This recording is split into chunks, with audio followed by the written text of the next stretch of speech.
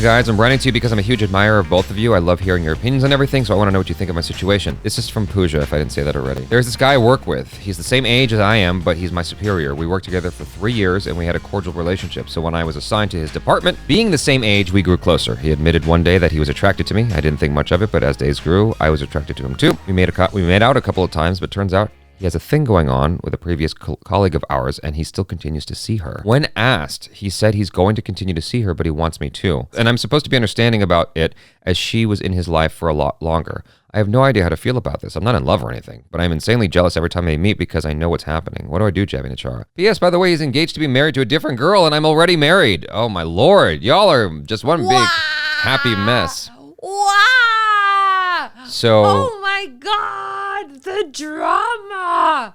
Okay, sorry. How dare you get jealous, first and foremost? Hey, it's a natural feeling. I'm not going to shame her for being jealous, but like, should she be? First and foremost, are you comfortable with the fact that you're cheating on your husband? Oh yeah, that's Let's start with that. Are you comfortable with the fact that he is cheating on his fiance and girlfriend? No. Well, that's not even part of the conversation yet. You have to establish that. Are you comfortable with those things? Because there's a lot of things going on. How would you feel if you found out your husband was cheating on you? Right. Is he faithful? Like, how? Start with that. Like, maybe you need to dissolve that marriage. Like, what are you doing? And by the same token, there are some people who get off on that. Who this is so tricky because I don't know if I'm supposed to feel bad for the husband. You know, some people get gratification out of being in a relationship and cheating. Like, I had a friend stay with me for about a month. We'll call her Stinky Head McGee because I know she's not listening to this. She was staying here for about a month, Stinky Head McGee, and I found out that she was a chronic cheater. It was just like baked into her system, and she was going to therapy for it. It was like kind of wild because she was just very forthright about it. I didn't know her that well. I just knew she needed a place to stay. I helped her out, and she started talking about this. And she was seeing someone, and he knew about it, and like he was like with her, being patient, letting her work through it. And so some people are just addicted to that kind of situation. Now, it might also be a situation where you don't like your husband and you're in an arranged marriage and wish you could just get out of it, but you can't because of familial ties, culture, whatever it might be, shame, you know, and so that's tricky. I would say you live life once. If you're attracted to him and you're obviously okay with the fact that he's cheating on his fiance, you already know something's going on there. I don't know. I don't even know what to say. Like, that's a tricky situation. Like, you just gotta. It seems like you gotta live for you at this point. If you're having fun, fuck it, have fun. But I don't think it's the healthiest of situations. No. I think that it's actually quite unhealthy. But that doesn't mean you should stop. Just because it's unhealthy, like chocolate's unhealthy and I'll still eat it. You know, and so obviously that's comparing apples and oranges, but I think the most important thing is to ask, what do you want?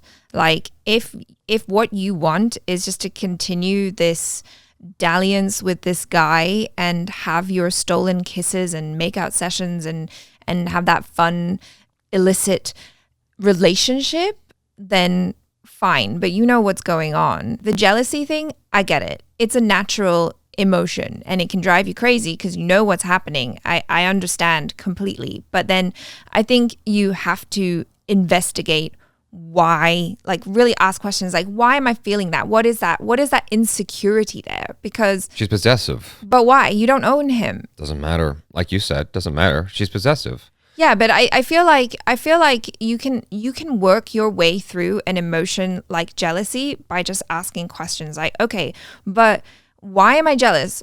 I don't own him. Like, I have no ownership over him. He's not my boyfriend. He's not my husband. Yeah. Like, and I knew about this situation the whole time, and I am willingly engaging in it. So there's a question. There's a question you asked in a previous podcast. What do you want? What is the end game here for you? Like, what do you want to come of this? Because it doesn't sound like you. I don't know. The fact that you're jealous could speak volumes, but it doesn't sound like you want anything with him. It doesn't sound like you should have anything with him unless you're both comfortable being in an open relationship. And then if that's the case, then maybe you're perfect for each other. But if you do want him, you should really evaluate that because he will cheat on you too. Yeah, because this guy is not the type of guy who's going to be faithful to his future wife. He's just not. Yeah. And you already know that. He's a man of power and he loves control. That's what it sounds like. Even just his response to you, like, yeah, well, I'm not gonna quit this relationship with this woman. You know, you don't have to say okay if you don't want it. The biggest thing I would stress more than anything is be careful if you guys have sex. That's the biggest thing I would stress. You don't want to catch anything because it sounds like this guy's pretty, what's the word I'm looking for? He's out there. What's the word I'm looking for? He's promiscuous. Yes. Very promiscuous. Honestly, what should you do? You should stop. Yeah. It's that simple, but I know you're not going to. So I'm reluctant to say that, but you should just stop. You should talk to your husband. You don't have to tell him that don't ever tell him that you cheated on him. Ever. Ever. Ever. Don't ever tell him what happened. But I would really evaluate that relationship and see if you want to keep it going. And if there's a way to end it, then maybe end it because you're obviously not happy in your marriage. Or figure out if you can have an open marriage. There are lots of people who do that. I know that's not really typical in Indian culture, but maybe that's a possibility. You know, I don't know what kind of man your husband is. So there's a lot of missing information here. If I could talk to you, it would be a lot easier to figure this out. Yeah. Would you be okay with your husband having like a relationship with another woman? Dalliances. Little secret trysts and romances. Yeah, you got to evaluate a lot. You got a lot of questions to ask yourself, but the simple answer here is stop with this guy unless you want an open relationship, and end the relationship with your husband if you aren't happy. You know, if you're not, or try to figure out if you can work it out. Because sometimes cheating comes from, you know, just unresolved issues in your marriage, and you just haven't been able to figure it out. And a big reason why is because you're not communicating. Yeah. You know, like start with that and see where that takes you. That's my advice. Yeah, good advice. So, all right. So next, I don't think we're going to get through all these emails. This one's interesting. It's sort of a bullet point email. Please read this. School love, college love. This is from, does he want to be anonymous? Okay. Debanjan, I guess is his name. Okay. Hi guys, love you cuties as always. First instances of love in my 11th standard about 6 years ago. Had a massive crush on this girl.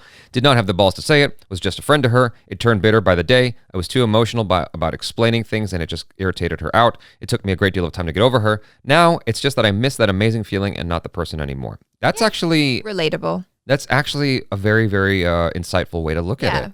That's a very insightful way. Just like that high of like having a crush or feeling in love, you know? Well, one of the things that messed me up was when I realized that I had lingering feelings for the idea of a person, not the person themselves. Yeah, that happens a lot.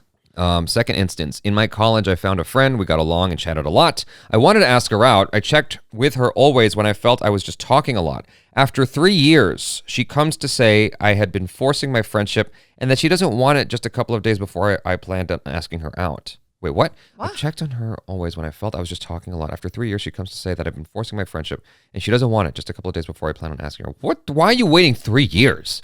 Anyway, I really don't know what happened. So my question is, why can't people just communicate?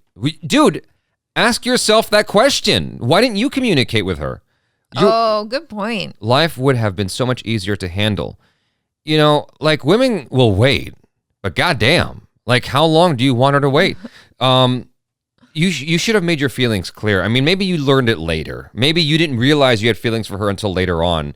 But I agree with you. It is frustrating that people just don't communicate properly.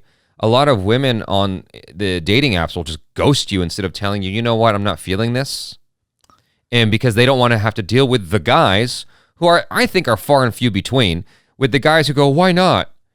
You know, just give me a chance. Like, no, I don't want to. Yeah, exactly. Women don't want to deal with that, even though that's not the majority. Yeah. And so there's lots of, and not to blame women for lack of communication, by the way, because men are assholes too, and they'll totally ghost a woman as well. So all you can do is live by example. Agree. That's all you can do. You communicate. You show them how it's done. And don't forget that part of communication is listening. You know, people think communication, I was guilty of this. People think communication is simply speaking and talking your feelings and saying but you have to listen as well and have that nuanced dialogue. You know, dialogue is listening as well. And also, like I say, listen to what's not being said. That's the hardest thing. You know, women communicate in a fundamentally different way than men do. And yes, very much so. There's a lot of subtext when talking with women, and I think women are just maybe a little bit better at reading that subtext, because that's how we communicate too. It's not really like exactly what you said. It's like how you said it and the words that you used or didn't use. Yeah, there's a lot.